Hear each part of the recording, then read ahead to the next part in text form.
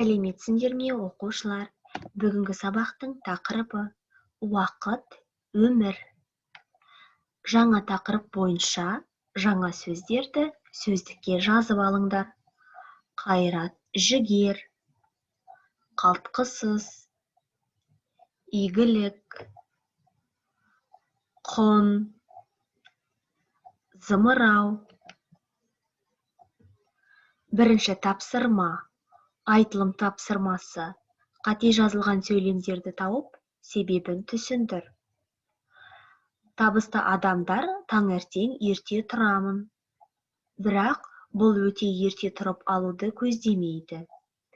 Тек сіз үлгеретін уақытыңызды анықтап алыңыз, сосын сол уақытта тұрып үйреніңіз. Бизнесменде әрқашанда жұмысқа ерте барады.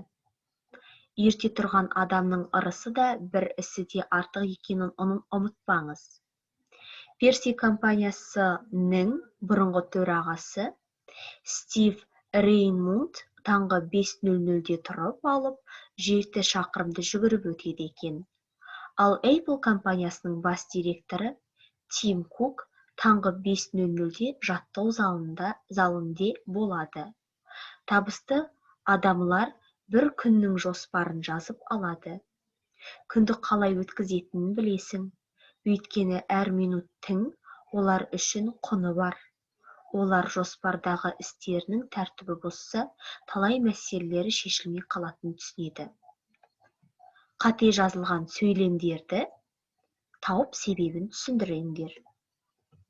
Бағалау парағы.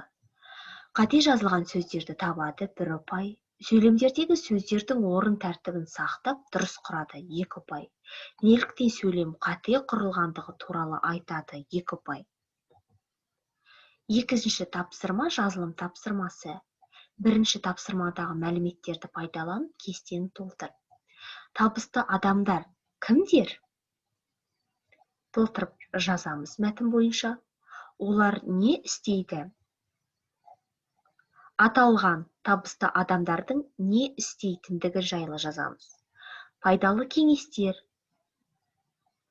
Табысты адамдардың және олардың іс-әрекеттері пайдалы кеңестерін толтырып жазамыз. Бағалау парағы. Кесте толтырады 1 ұпай.